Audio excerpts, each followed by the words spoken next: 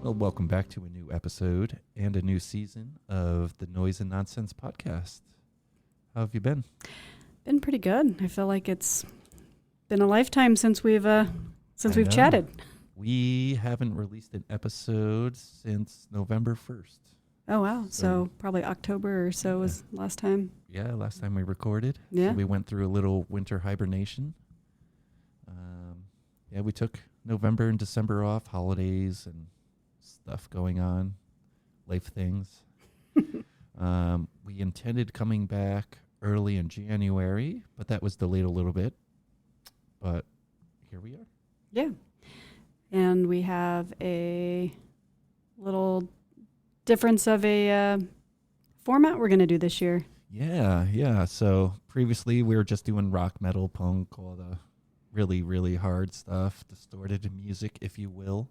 But we felt like we should be more inclusive. There's no reason to just keep ourselves being a niche podcast, and let's talk to everyone. Yeah. So there's so much talent in Bloomington, and so many bands. And we've talked this on episodes before. You can literally, any genre of music you want to see, any given night in Bloomington, you can probably find somewhere. I've had the luxury of, on multiple occasions, playing shows as well where, like, Rear Veranda plays, which, you know, I don't know what the hell we are, garage rock, punk, like whatever the fuck we are. Whatever you label us as. We're noisy and playing with, like, Hammer and the Hatchet. Yeah. And just, like, a variety of, like, genres and styles, and it's always fun to just have a mixed bag of performers. Yep. I really do love that mixed genre element of shows where you get a little bit of everything, smorgasbord. And back in New York, I feel like it happened a lot more there. And on my end, I'm more of a metal person. So like obviously from the metal culture, it's pretty isolated here in Bloomington. But I feel like back home in New York, there would be these multi-genre shows all the time. So even with metal? Yeah. Okay, because I feel like sometimes like you do have like some music can be like with metal, you know, it's like it can be a little more like specific crowd. So it's hard bringing in like some like jazz ensemble after might be a little. You don't want to scare the people away. Right? Yeah. Just a little quick breakdown. Oh, we almost got to 20. We did 19 episodes last year. Oh. Our first guest was Bleeder. Nice. We sat down with Fox Body and then Wind, Final Girl, Throne of Iron, Early Grey. Some of these feel like they weren't that long ago. Yeah. They're a year. When you said Bleeder, I was like, really? Like for some, like in my head, I didn't realize Bleeder was like the very beginning. Yeah, the first episode. Super awesome. We might be playing a show with them in April, as well as Catacult, another one of our guests here. Yeah. I was introduced to a lot of new music last year by this podcast, and I obviously it's the point of the podcast is to introduce the world to all the fun bands here in Bloomington. But yeah, I enjoyed the fact that I was also getting educated about how much fun music we have out there that I wasn't aware of, because a lot of bands are playing like basement shows and stuff like that, so I hadn't even heard of them until they came in here and shared their music. And it's kind of crazy. And now that because of the podcast, I've friended with so many people and see all these new house venues popping up and new bands being born. I noticed. I remember in the beginning it was like the house show, the house show, the house show. But like then there was like Bill's this. I feel like Garage. midway through this season, it was like house shows kind of died. Yeah. But I feel like I've been seeing it again. I see flyers picking back up. I know the Rot online. Spot's a big one. I see that I think it might be tonight. Might be their first show back. Okay. In quite a while since. Yeah, I feel like I saw Ditcher was playing a house show here soon, which was another one of our guests. Oh, I can't remember what they call their house. It's on Monon, where I used to live, right next to. There's the one house show. We interviewed the band Off Nominal. Yes. Yeah. Yep. That was actually in the Reverend Butler house. Okay. Yeah, they spoke to me, and I believe they took winter off from shows because it's just chilly. Yeah, I feel So, that. yeah, like in this space, I feel like that's what they said. But then there's also like, you know, I think it's not like one of the younger house shows where it's happening every weekend. I think it'll be like once, once a month at the most. Yeah, or a quarter or something. And everything will be for a fundraiser for an organization, which is really awesome too. And it's a really nice space. I cannot remember the drummer's name, but his house is very nice. Nice. Yeah. So what's been going on with Rearview? Got any updates? Yeah, we just finished an album this week, actually. So we're recording this in February. And at the beginning of February, we recorded our last 3 songs and finished up the vocals on Thursday of this week. And then, I don't know. We honestly are a little broke right now. And we're taking a little show break. So obviously we're not going to have much funds coming in. So we will probably just release this in the spring via Bandcamp, and we'll probably put it on streaming just because, unfortunately, that's how everyone listens to music. Necessary with evil. With the thought of we start making money again from playing shows, we might put out like a double CD or something with our Push Me EP and that LP together. So those are all like maybes, thoughts, but it'll be coming out in the spring. We'd like to get it out. They're really fun songs. I feel like every time I've written an album, I'm like, we could have spent more time on that or this. I am so excited to share these songs with the world. It's by far, I feel like my personal best writing. So so if you don't like it, sorry, but it's all I got. Not for you, it's for me. Yeah. No, I love it. When do you think any estimated drop date? There isn't. We met Tuesday, had a little band meeting at Heartwork, actually. Is it Heartwork or Heartworks? Well, I'm having issues today. Heartworks. Okay. Yeah, Heartwork. Is it only Heartwork? Yeah. Okay, I yep, probably do call it Heartworks. We had a little band meeting and took a day off from playing, and kind of my drummer called it Rhonda Domination for 2026 meeting, and just trying to figure out where we're gonna play this year, what we're gonna do, and I think we're gonna revisit a few old songs and try to revamp them a little bit just for fun, as well as we are now only a trio. We lost a guitar player. So we've got a lot of figuring out to do right now as a band. Yeah. So we'll possibly reach out in the future to guitar player, but we kind of just want to see and learn how to play as a trio. And we're actually going to try jamming at practices for a while, just to learn how to play together and not just practice together, I guess. Yeah. So it's a total different thing when, practicing, you're working on set songs, you already know them, versus jamming where you're just following each other and feeling it. Yeah, we've been doing that a lot because we've been working on this album since the beginning, mid 24. So it's been a long road. And so there's always been something. We've been working on a new song or a show. So we're kind of just going to have fun for a little bit. Just to interrupt, I came to look for some information. That house show that Ditcher is playing, it's Angel Tower. Okay. And it is on South Monon. Nice. That is February 19th.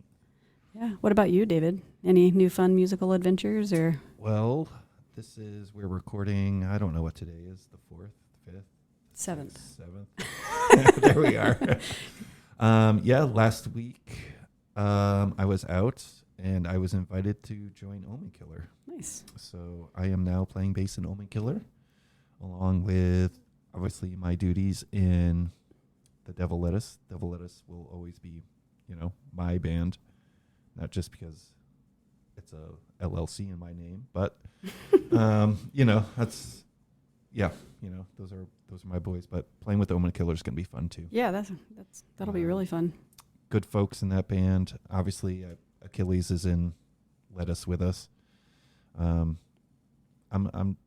Jamming's gonna be cool, but hanging out with everyone and getting to know them better, I think is really great. Danny's awesome. Jeremy's awesome. Mike is cool. So, new friendships.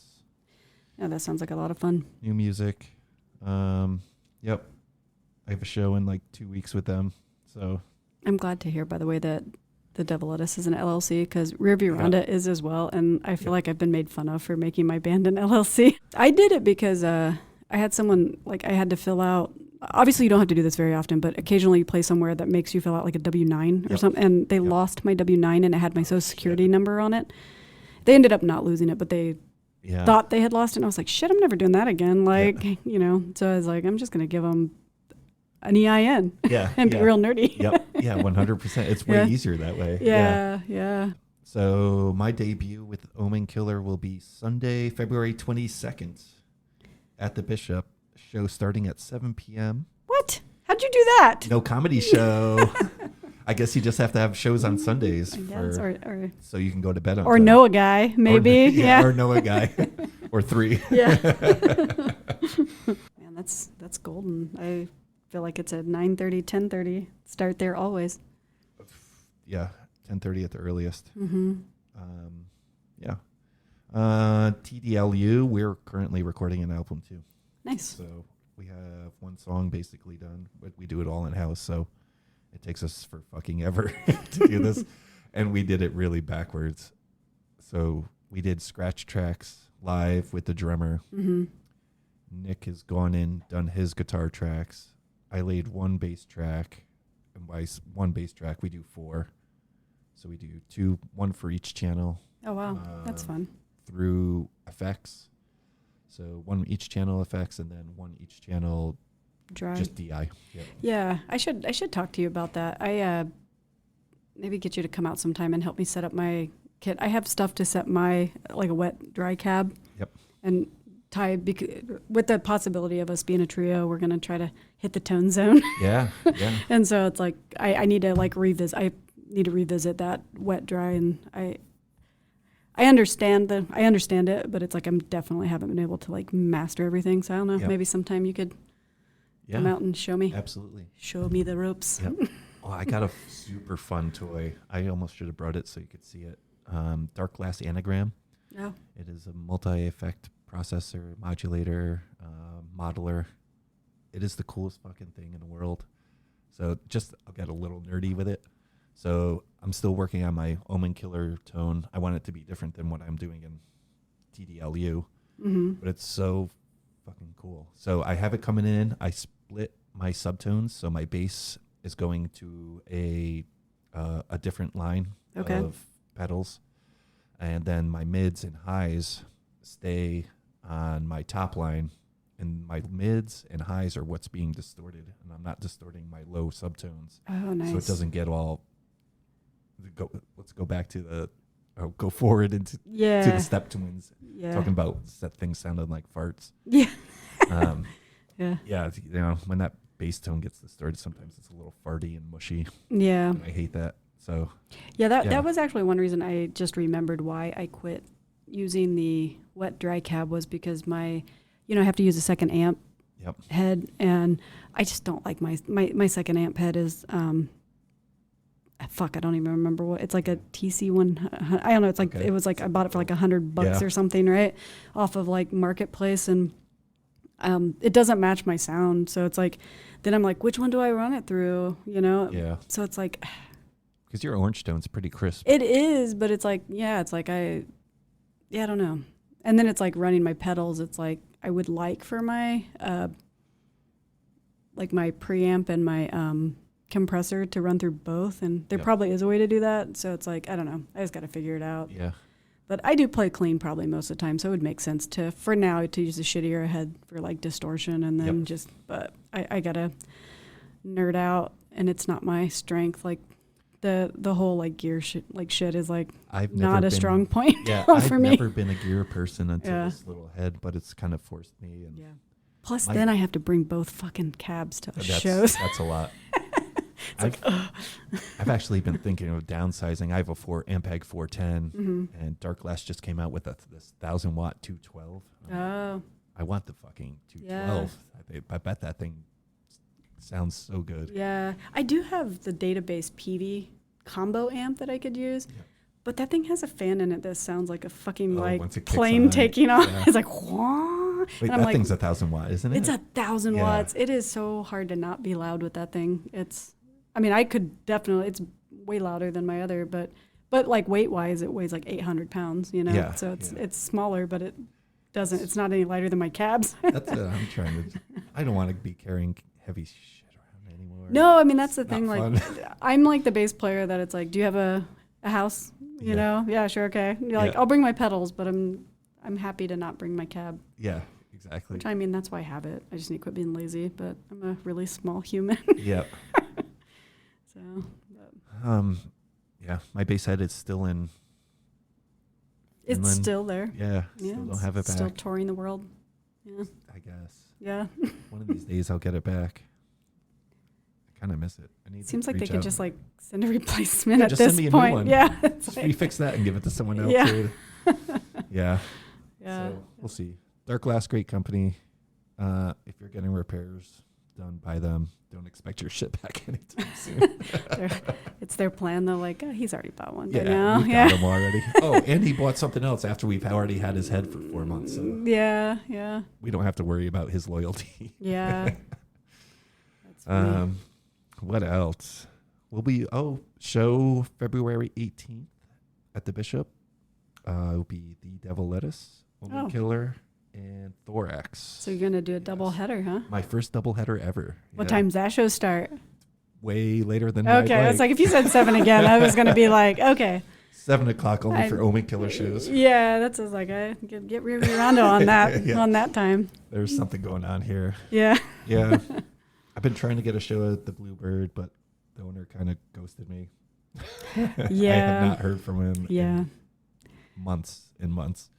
Yeah, that's too bad. That would have been fun. It would have been super fun. Yeah. So, I would like to play more spaces. That's one thing that we are taking a little bit of a break because I feel like we hit up the same spaces over and over again to the point where I think some of those spaces are a little tired of us too. Yeah. But it's like we're wanting to reach out and to new places, but I haven't done a lot of research right now on where those are. Rearview Honda would love to get out of Bloomington though and play. Yeah. You should. Have you ever looked into Melody Inn? We've played there once. We played a punk night. Yeah. And that was really fun, but I've never reached back out to him. You should, I was going to suggest I can't remember his name. I have him in there. Yeah, it's a fun space. Yeah. Yeah. The stage is a little weird because it's like right when you walk 20 foot long and 4 feet wide. Yeah, yeah. We were, we played there. It was actually Greg Moore's last show with us. We played at the Melody like December 30th of 23, I guess. Okay. It was like right after that album came out, we played there. But yeah, it was fun. It was punk night's like the best night to play because it's packed and you just get all the regulars coming in, and so it was fun. Yeah, there's always we've only played there twice, but there's both times have been a really good crowd. I feel like it's like depending on the night too. I think like any space, obviously, if you play on a Wednesday night, there might not be anybody there, but yeah, we should probably reach back out to them. But yeah, we've played in India a couple times, but yeah, it's hard to get those connections when it is. I have not tried to book anything since, we haven't played since Halloween.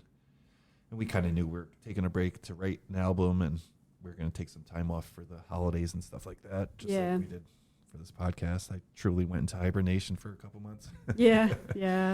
But, it's just hard because, I don't know, if you don't know someone up there, I can't even get responses. They're not even like, no.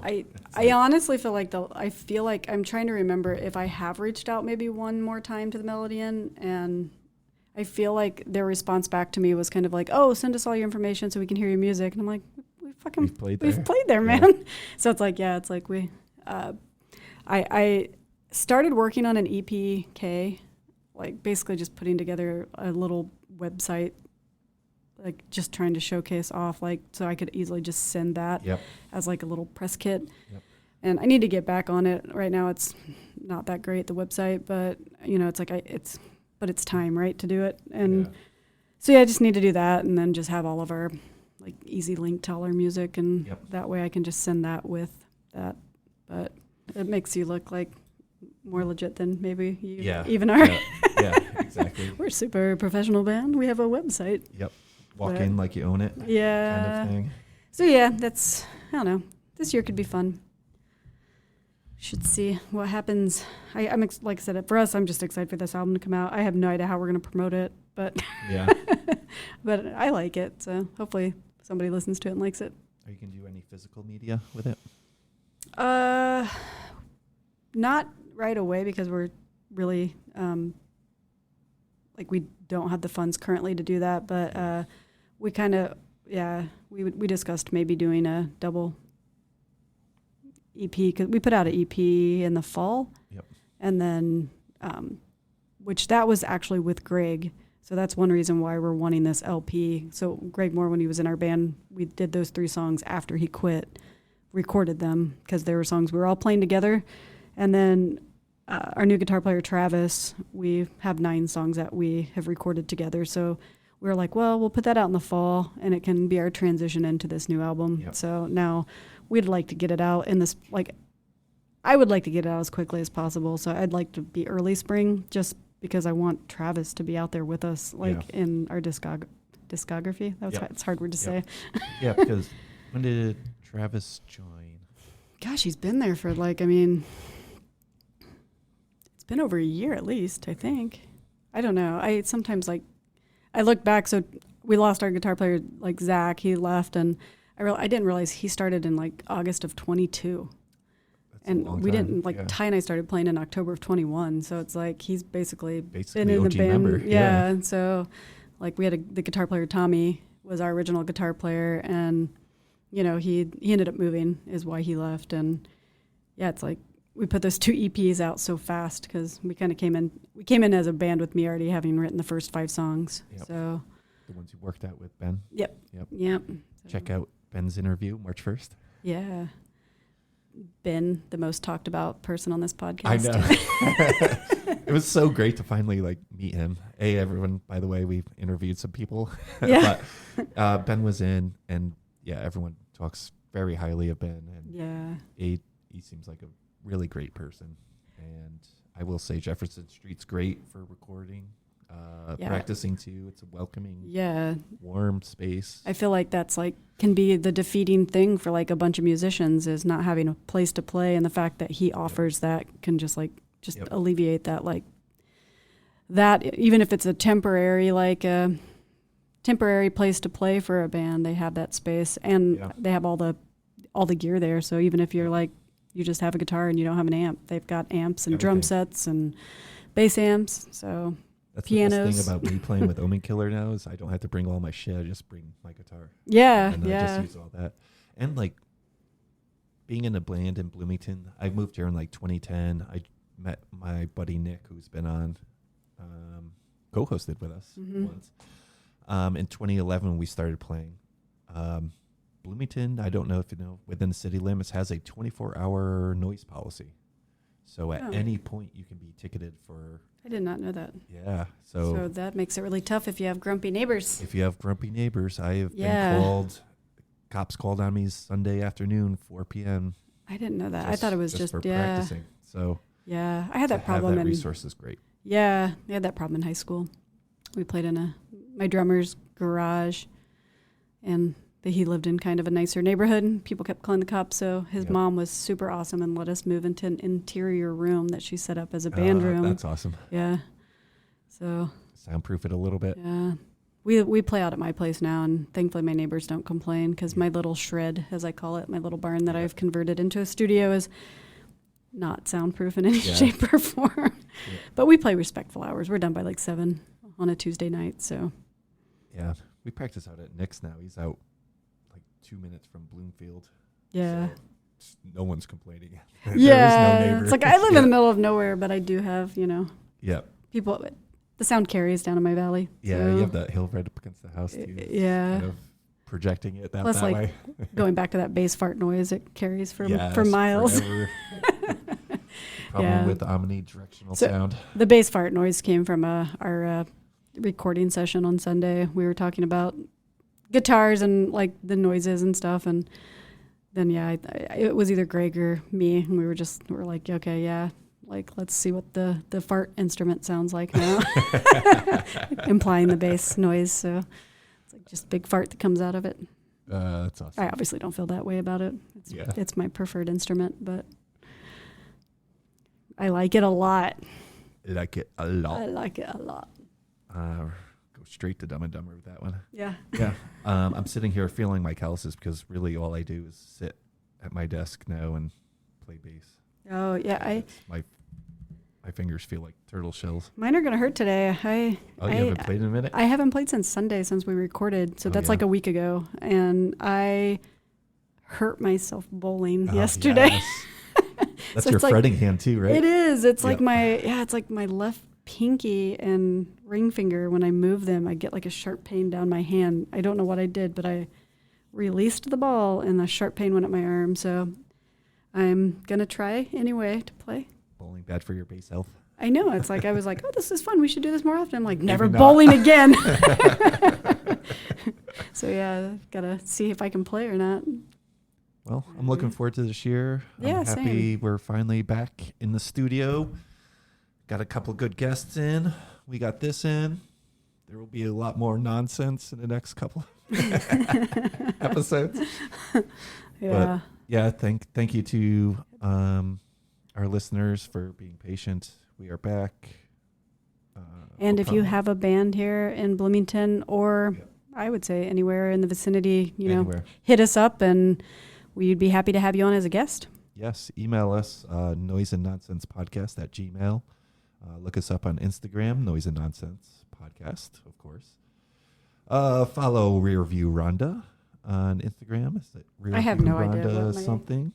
I was going to make fun of everyone that we've interviewed today who didn't know their Instagram, and then I'm like, I really don't know either. But yeah, I guess it's just Rear View Rhonda.